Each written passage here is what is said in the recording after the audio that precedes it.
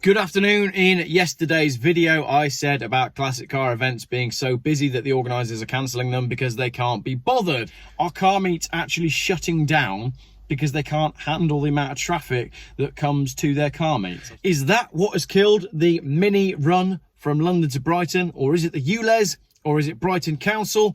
Or is it the lack of participants? You tell me in the comments. Let's look what's going on. A classic car event which has become a staple of the city's calendar will no longer run, with organisers blaming spiralling costs, ultra-low emission zones and reduced parking. The London to Brighton Mini Run has been a popular seafront date for nearly 4 decades, since it began in 1986. It went ahead in May this year, but organisers say it won't take place next year. The London and Surrey Mini Owners Club said, after the post-event meeting and lengthy discussions, the committee have come to the difficult decision that there will not be a London to Brighton Mini Run next year. Putting on this event has become increasingly challenging, with spiralling costs, red tape, reduced parking at Brighton and numerous other restrictions, before we even get to the possible impact of ULEZ in both London and Brighton. We'd like to thank everyone who has helped marshal over the years and the members who've participated in the event. So we've got a classic car event that's been running for 40 years that has been ruined by a combination of factors.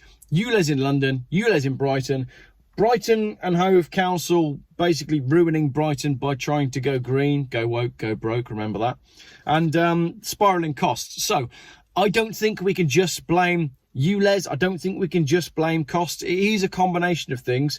Let's take a look at some of the comments on the article and see if we can turn up any more information, or see if everybody who's commenting is just absolutely mental, because there's definitely some of that going on as well. Let's start with some sensible ones. The Volkswagen Split Screen Van Club have also discontinued their London to Brighton Breeze air-cooled event after 25 years, 900 vehicles. The last of the European vans were built in Germany in 1967 and are ULEZ free.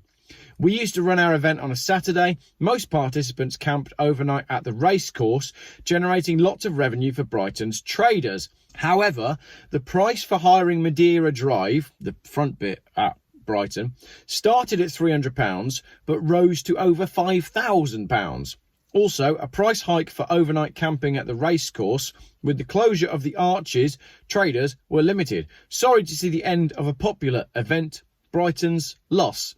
Absolutely. So let's look at a comment from the other side of the fence, the more crazy side of the fence. It's for the best. I was calling for these old car runs to be abandoned a few years ago on the grounds of emissions from these vehicles, and of course the great fear that many families are lining the route and those children are at exhaust pipe height. I think some of the cars are so old they still have to run on 4-star leaded petrol, and it's quite frightening to think of those fumes being breathed in by children and babies. The best place to enjoy these wonderful cars is in motoring museums and at car shows. Thanks for that, Karen.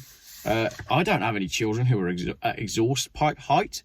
Maybe your children have got like some sort of stunted growth thing. My exhaust pipe on this car is about 6 inches off the ground. So are you borrowers? Maybe something to do with Gulliver's Travels? Very strange. Madeira Drive is now a wonderful shared space for cycling, wheeling and walking. People have to understand the world is changing and we must move towards a sustainable future for our city. K. Schwab. No, it's not written by Klaus Schwab, but it sounds like it. Events like this bring a lot of money into the city, so it's a real shame the council have not tried to work with the organisers to keep it running. Thanks again, Greens. Your legacy is one of bankruptcy of local businesses and bankruptcy of the council. Yeah, that's a really, really good comment, because there are a number of councils who are going bust right now. It's because clearly the ideas that they keep coming up with to make things more inclusive and more green lead to less of this. But this is what makes the world go round. So what are you all doing? Brighton is no longer the welcoming, popular city it once was. All events such as the London to Brighton Classic Car Run, Mods and Rockers Weekend will eventually be phased out. Perhaps the council should allow free seafront parking for these events. Brighton could be great again. Make Brighton great again. MBGA. Someone make some hats.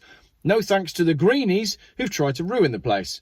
Come on, the new Labour Council, save our city. Yeah, Brilliant comment. But someone else says, good, they are a pain. Driving pointlessly around and making noise and blocking up local roads. The noise and pollution they cause is bad, but the worst are the stupid cars that pop every few seconds. Someone there is very confused because there's a big difference between a 1960s Mini and a BMW 1 Series on a lease deal driven by a 17-year-old with a pop and bang remap on it. You're totally confused. Different things. Someone else, they're slowly sucking every little bit of joy out of our lives. All they can contribute is surveillance cameras, tax and restrictions.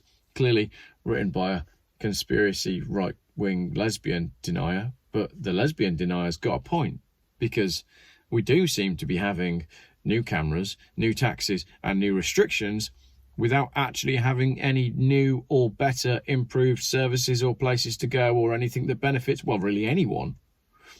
The lesbian deniers are correct. Remember, whatever you talk about or vote will not stop this. You can try, reform or reclaim, but Labour and the Conservatives are owned. Yes, Starmer's had the sit-down with Schwab and Blair already in February at Davos. Starmer has already sold you out for 2024. Klaus Schwab and the WEF and the billionaires and big business and big pharma own our government. You cannot win until you grown a massive pair. Group up and arm up to drag out politicians and government members out. I mean physically dragging these people by their hair into the street for the kicking and asset stripping and the jailing they deserve. Not sure on that one. I mean, that sounds pretty much like that's exactly what we need. Let's have another comment. Do you see new roads or infrastructure being built to cope with the mass influx? No. Classic cars. They don't want them. Why? Because they don't want you to travel. You are way easier to control in smaller numbers. You will own nothing. You will eat the bugs and you will not be happy. And there is all you can do about it. Well, unless you're willing to inflict extreme violence on your oppressors, as it's the only thing they fear and understand. One thing the extreme Muslims got right. They can do what they want now, unchallenged. Your government is taking your wealth any way they can.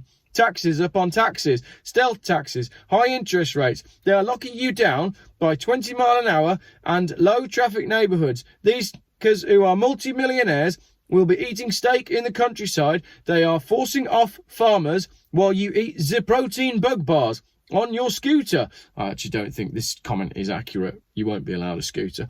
Look at the bright side. At least you're by the sea. All well and good if the filthy who have raped the finances of Thames Water are not dumping into the sea. Then you got a better deal than most have. What a sick culture we live in. I say bring on the 1790 French Star Revolution and let the heads roll. It's well needed right about now. Well, that lesbian denier is pretty fired up, to be fair, but I've got to say, that is absolute. I don't disagree. My friend Joseph Lloyd, this is one of my favourite comments actually. My friend Joseph Lloyd, he's also my friend as well. I love Joseph Lloyd. My friend Joseph Lloyd, the successful YouTube star who runs the Lloyd Vehicle Consulting channel, go subscribe, is a regular attendee at car shows around the country, and I'm considering joining him at some of those events. If anyone is looking for a new car, then Joseph will identify their needs and what would suit them best, and then source a suitable vehicle for them through his contacts in the trade, and even deal with a negotiation on price, all for a modest commission. Do you think that's Joseph Lloyd's mum? I'm joking. It's time all these car shows were banned. They have become inundated with idiots modifying their cars to produce ridiculous amounts of noise, and you're confused again. Lots of people in Brighton seem to be confusing a Mini with a 17-year-old in a dickhead car. Is it a 17-year-old dickhead in a car, or is it a 17-year-old in a dickhead car? It might be both. So, basically, what we've got is we've got a lot of confused people, some that are very angry, some that are already firing up the guillotines, and lots that are quite happy that the event has been cancelled. Normally my videos have like a conclusion on the end where I add my bit, but I agree with most of the commenters, except the one about the pop. No, because I even agree with the pop and bang guy. He's just commenting on the wrong article. I think his comment was meant to be on boy racers cause nuisance in retail parks with popping and bangy dickhead cars. That's where his comment would have been correct. So I don't disagree with any of those comments, especially the ones about the heads rolling. Got this article here as well about the fact that the Green Party's war on cars has backfired as tourists abandon Brighton. So basically, I am going to conclude this video on a positive note. Here's what we should do. And this is the answer. Because if you do go woke, and if you do get into all of this let's replace a road that needs to go somewhere with a giant plant pot that stops people from getting places, let's ramp up the parking charges, let's do this, let's do that, right? Here's my suggestion. Everyone who has a Mini, get together and go from one city that doesn't go in for all that bollocks and drive on roads that don't have cameras on to another city that doesn't have all that bollocks. In the first city, spend your cash in local businesses and then drive to the next city where you spend your cash in local businesses. So if you're a councillor who works for a council and you think, hey, that's us, you know, if Brighton have shot themselves in the foot by not inviting people in to have these events, and London have shot themselves in the foot because no one wants to go there anymore, let's welcome them with open arms to our city. That's the way capitalism should work. It should be a free market that decides for itself. So there you go. Share this video with someone in your local council who doesn't deserve to have their head rolling in the street. If you can find one. They are out there. They are out there. The Geoff buys cars somewhere to somewhere. Classic car. I should do that. How about a Geoff buys cars classic car run where we go from one town that isn't a load of crap and in the pocket of the WEF to another town that isn't a load of crap and in the pocket of the WEF? Suggestions in the comments. Thank you for watching.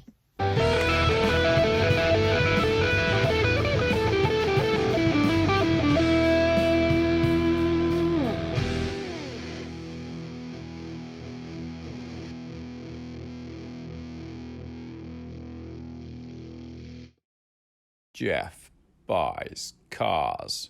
Still YouTube's most boring car channel.